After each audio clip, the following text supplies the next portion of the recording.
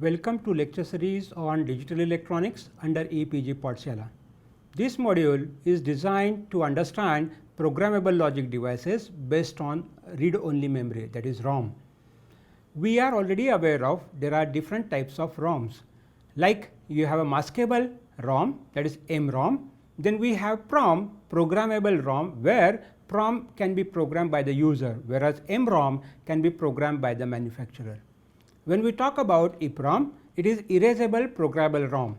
Now, user can program this memory whenever the program is to be removed or changed or upgraded, whereas in case of EEPROM, it is possible to erase the memory contents electrically. There is no need to erase the contents as a whole. Whenever we talk about erasing the contents of the memory, we can select the addressable location and that can be erased. So, this variety of memory devices can be used as programmable logic devices. When we talk about any Boolean function can be expressed in terms of some kind of a truth table. And when we prepare the truth table consisting of some n input variables and we have m output variables, naturally it is expressed in terms of sum or product form. Now, whenever we talk about sum or product forms, naturally the product terms are the min terms. So, whenever we talk about min terms, we have to generate some kind of a product. Now, this product term can be summed together by using some kind of a hardware. So, if you look at the internal structure of ROM, basically what we require is some kind of a address decoder. The second part that is required is array matrix and the third part is OR gate. When we talk about address decoder, naturally it consists of some kind of AND gates, and this AND plane is permanently programmed. So, that is why this decoder can generate all possible min terms corresponding to n variables. So, when you have n variables, there are 2 raised to n corresponding product terms, those could be generated. The array matrix consists of rows and columns. The rows are the outputs of the decoder, whereas the columns are usually connected to the pull-up register. These pull-up registers are connected to VCC or logic 1, and whenever we talk about such kind of a configuration, usually we take the output from the OR gate. So, whatever the terms those are present in the sum, those min terms are added together and the output is taken from the OR gate. So, we have AND and OR plane. OR plane is a programmable and user can program it whenever that is required. So, this concept will be explored in this module. Now, to demonstrate the use of ROM as PLD, we will take certain examples. The first example that we will be exploring is use of ROM as function generator. The second example that we will consider is to generate a square of the given number, it is called as a square generator. The third example we will be exploring is BCD to X-ray3 code generator. Similarly, we can have n number of such examples wherein there is a need to have some kind of a code conversion, maybe BCD to 7-segment code or maybe BCD to binary or BCD to ASCII and so on. So, we can have n number of such examples, those could be using ROM as programmable logic devices. Let us explore now the word of ROM as a PLD. Let us talk about learning objectives of this module. In this module, initially the basic architecture of ROM will be studied, so as to understand how a ROM can be used as programmable logic device. Second, to understand diode matrix ROM. Third, the use of ROM as PLD would be explored by taking few examples. Later, the advantages and disadvantages of ROM as PLD will be studied. Let us now explore the word of read-only memory. The ROM is characterized by 3 important parameters: write ability, storage capacity and non-volatile nature. It is a programmable memory and the contents of the memory are decided by the user. It is also non-volatile memory, where the contents of memory are not lost even after removing the power. The time required to access the memory is uniform irrespective of the position of the addressable location.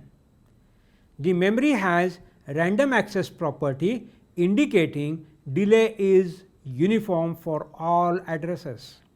There are 5 basic ROM types. ROM, that is read only memory, which is basically a mask ROM. Then PROM, that is programmable read only memory. EPROM is a erasable programmable read only memory. E2PROM is electrically erasable programmable read only memory, and last flash E2PROM memory.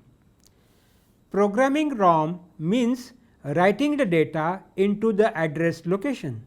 ROM can be programmed once or many times depending on the type of ROM. A typical ROM structure is shown here. Typical ROM contains M by N memory, where M indicates number of addressable memory locations and N indicates number of data lines or storage capacity of each addressable word. ROM is basically a combinational circuit with k inputs and n outputs. There are k address lines, that is 2 raised to k addressable memory locations and n data lines. Read bar, write bar and CS bar are 3 control signals of the ROM indicating read, write and control signals. The ROM stores 2 raised to k words of n bits each, or the ROM stores k input, n output truth table. These are the 2 viewpoints to look at the ROM. Let us consider the truth table as shown in the figure to understand this concept. There are 2 address lines which provides 4 possible combinations of addresses which are labeled from 00 to 11. This indicates there are 4 different addressable memory locations with storage capacity of 4 bits each. This indicates that such truth table there is a requirement of 4 by 4 ROM. This ROM stores 4-bit words or stores 4 functions of 2 input variables. The basic architecture of ROM is shown here. Internally, the ROM has 2 main sections. The first section is the decoder, which is used as address decoder. It is basically k line to 2 raised to k line converter. The second section is the memory array, that is matrix consisting of 2k words by n bits. Let us now discuss the diode matrix ROM. Diode matrix is formed to visualize the implementation of factory programmed ROM. ROM usually consists of an address decoder, a specific physical setup, a grid of wires used to implement read only memory. In this 2-dimensional wire grid, each connection or interconnection of wires either has a connecting diode or no diode. In this diagram, 2 to 4 line decoder is used to activate one of 4 rows in response to 2 address lines. There are 4 data lines which forms the columns of the matrix. The data lines are connected to plus VCC through pull up resistors. The output of data lines are taken out through inverter. This ensures that by default the output bits are all zeros. Bits are programmed by adding a diode between the given data line anode and address line cathode. When one of the address lines is made low, the corresponding data line will only be pulled low if a diode is present. Let us now add diodes to the desired position to store the data at various memory locations. When the memory address is 00, the data stored in the ROM is 1010. Thus, diodes are present in the first and third column.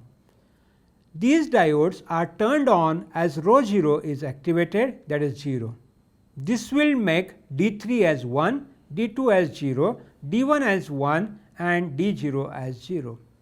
When the memory address is 01, row 1 is low. The data stored in the ROM is 0100. For address 01, the row 2 is activated and data stored is 0001. In the memory addressed 11, row 3 is activated and the contents of data are 1000. It is important to note that transistors or MOSFETs can also be used as switches in the ROM matrix to record the data. Let us now discuss how ROM can be used as PLD. For implementation of PLD, what we require is simply sum of product form. The internal structure of ROM consists of 3 parts: address decoder, memory array and OR gates. The first block is address decoder in memory. For each binary address, input pattern produces exactly one of the horizontal line of the address decoder. In the example, 2 to 4 line decoder is required to control 4 word lines or rows corresponding to 4 memory addresses. Basically, the decoder provides the product terms. Let us understand the internal logic of 4 by 4 ROM. It consists of 4 words of 4 bit each. To access 4 locations, we have to use 2 input lines. The address can be 00 to 11 for the ROM. The 2 inputs are decoded into 4 lines with the help of 2 line to 4 line decoder. Each output of the decoder represents a memory address.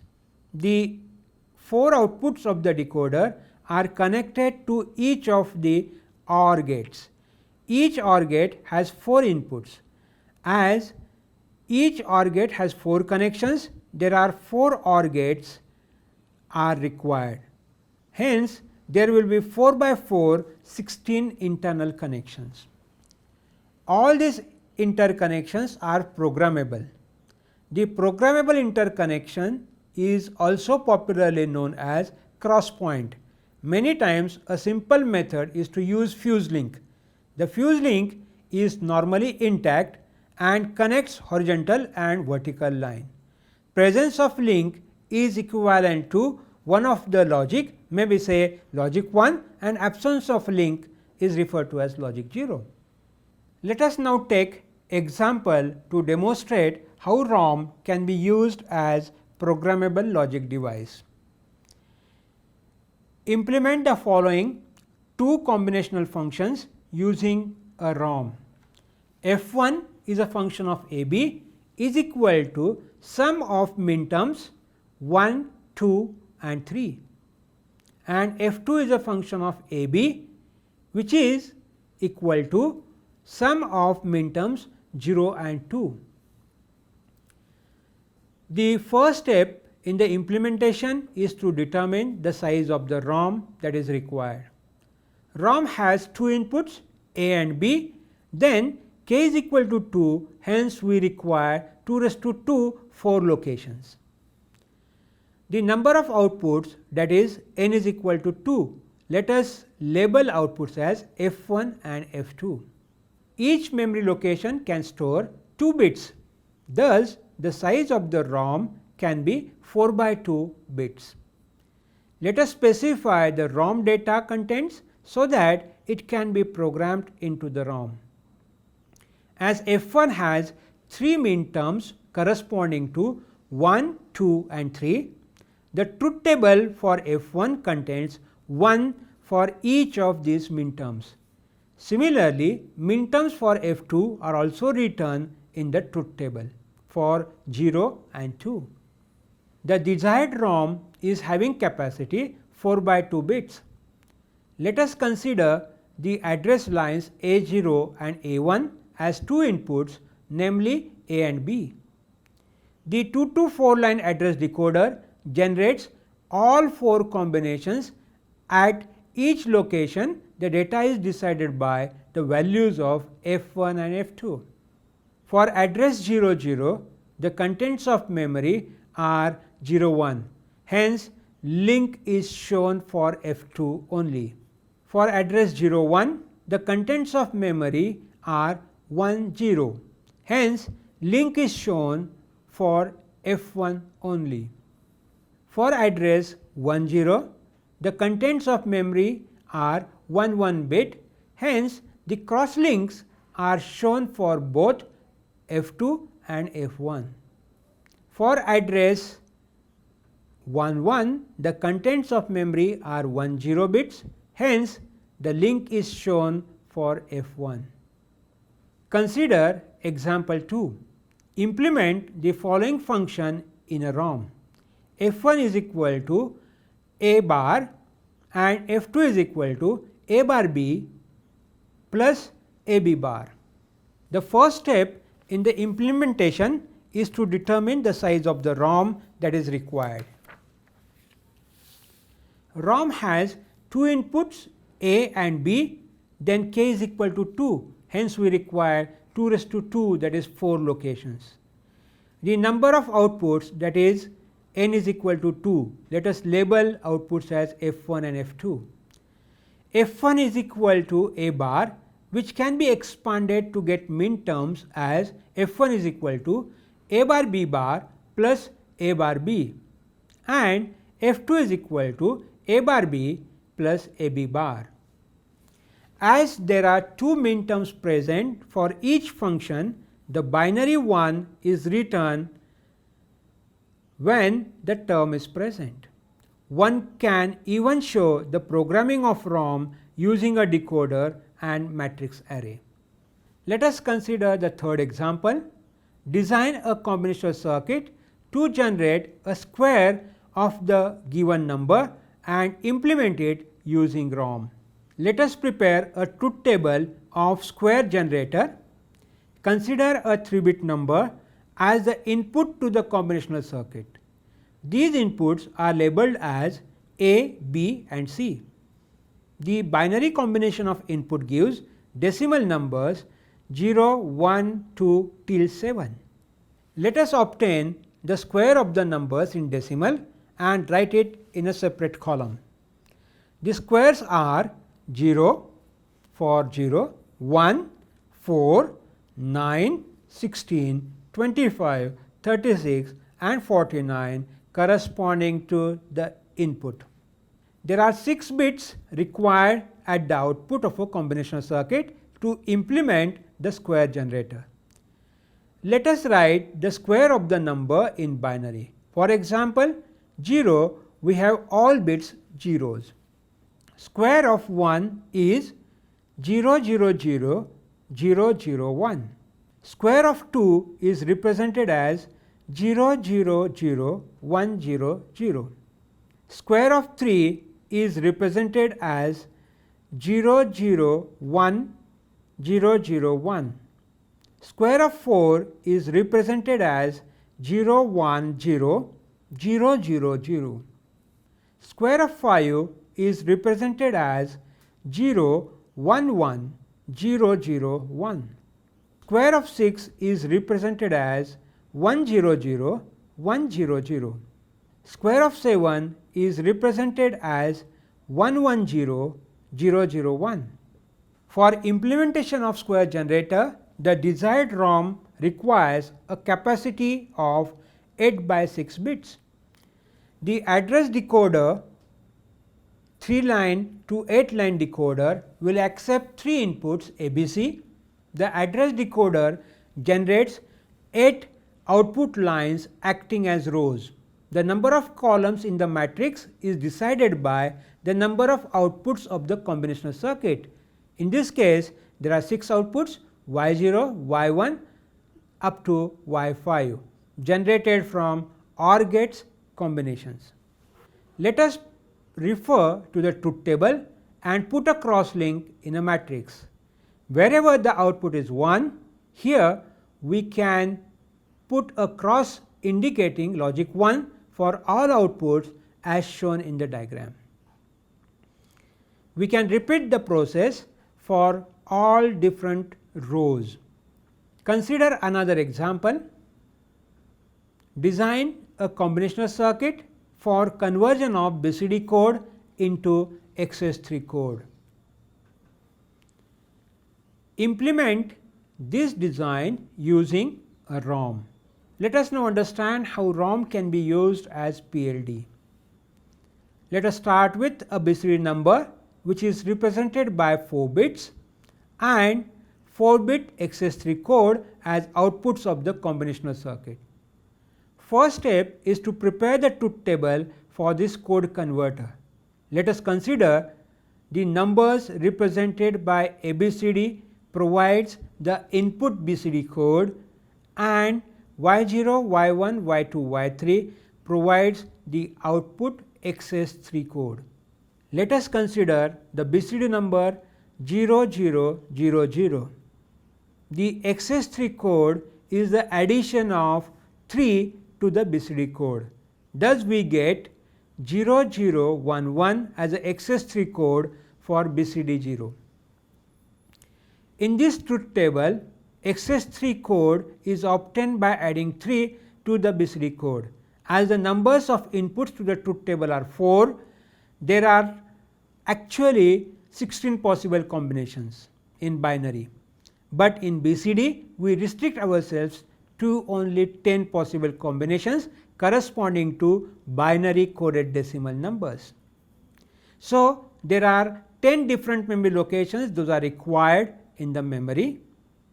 Each location is capable of storing 4-bit data which is addressable by the ROM. Let us now talk about advantages of ROM as PLD. ROM can implement any function because all the minterms are available.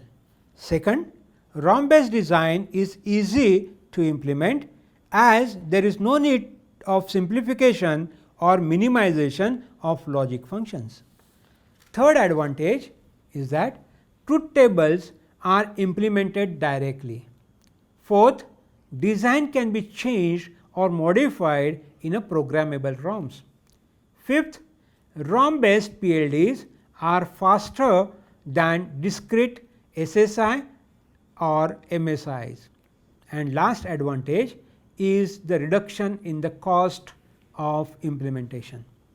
There are few disadvantages of ROM as PLD.